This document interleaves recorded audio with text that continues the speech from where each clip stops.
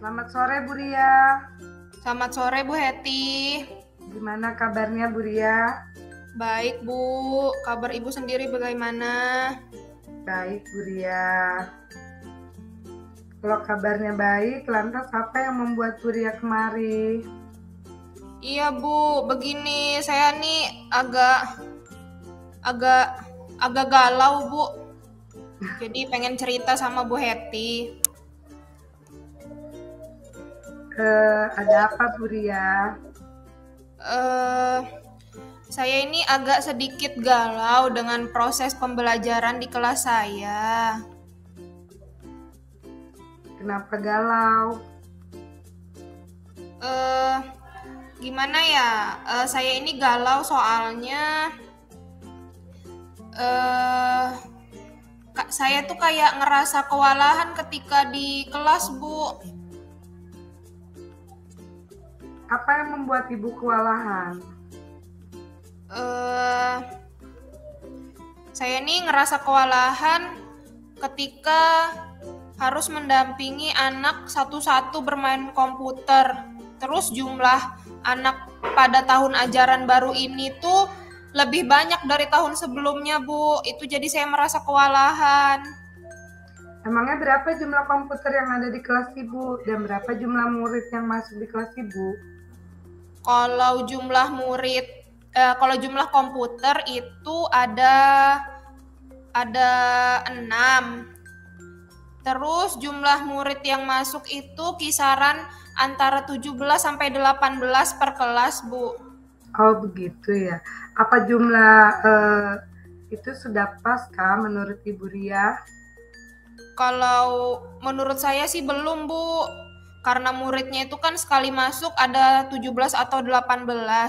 Jadi idealnya itu mestinya ada 9 lah jumlah komputernya. Oke Bu, kenapa jumlahnya minimal 9?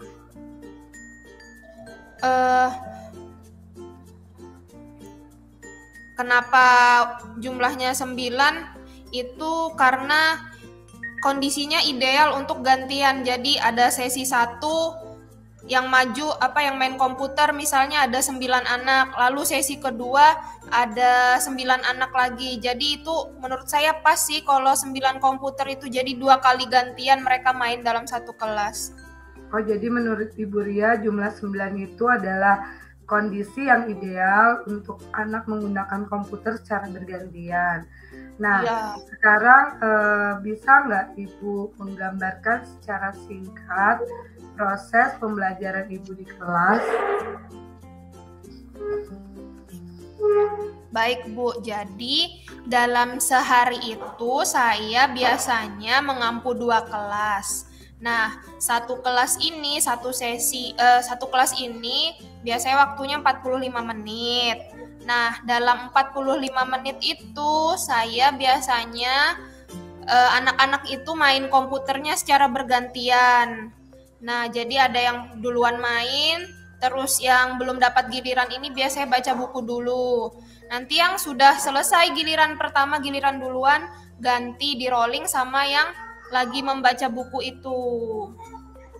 Oh, seperti itu. Kira-kira kondisi ini menggunakan komputer secara bergantian ini apakah sudah terjadi sejak dulu? Iya Bu, sejak dulu karena dari awal mulai itu sebenarnya siasat kayak gini nih karena jumlah komputer di awal itu dulu juga kurang. Jadi disiasatinya dengan cara seperti ini. Begitu. Oh gitu ya Bu ya. Jadi memang dengan bergantian itu dengan jumlah komputer yang terbatas disiasati seperti itu. Iya. Namun dengan bertambahnya siswa jadi terkendala. Terus pembiasaan dalam hal apa itu Bu? Yaitu kalau menurut saya sih sebenarnya bagus ya bergantian ini. Sebagai bentuk pembiasaan anak, melatih sosial emosionalnya untuk bisa sabar, menunggu giliran. Terus yang dapat giliran duluan jadi punya rasa empati sama teman-temannya, mau nggak gantian gitu. Nah, yang menunggu melatih kesabaran. Jadi itu sebagai bentuk pembiasaan seperti itu sih kalau menurut saya. Oh, seperti itu ya, Bu.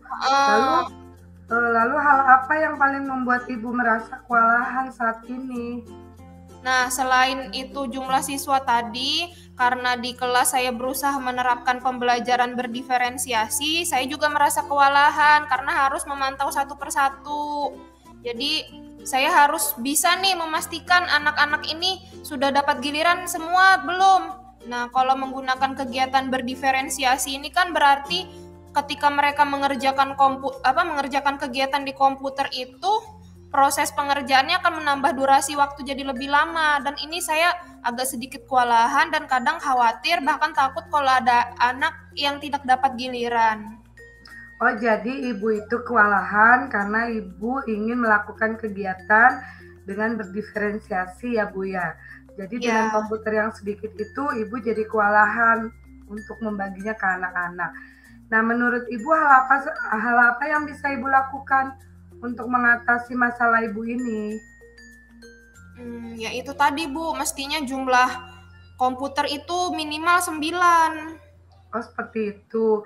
Apakah Ibu sudah membicarakannya kepada kepala sekolah?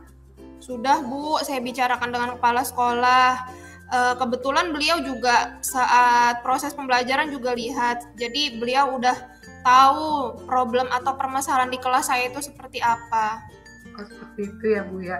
Jadi Ibu sudah membicarakannya kepada kepala sekolah dan kepala sekolah juga sudah mengetahui permasalahan Ibu. Lalu adakah solusi yang ditawarkan kepala sekolah, Bu?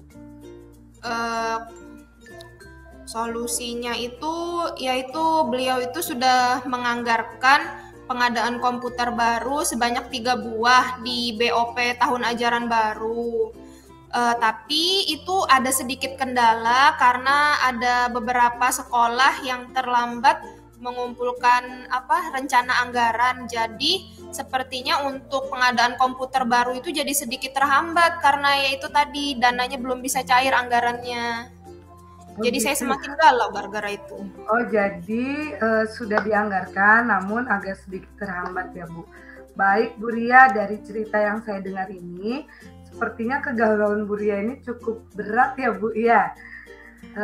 Menurut saya apakah sudah tergambar rencana cadangan untuk mengatasi hal ini, Bu? Sebenarnya ada beberapa rencana yang saya pikirkan. Baik, apa aja, Bu? Bisa dijabarkan rencana-rencana Ibu itu?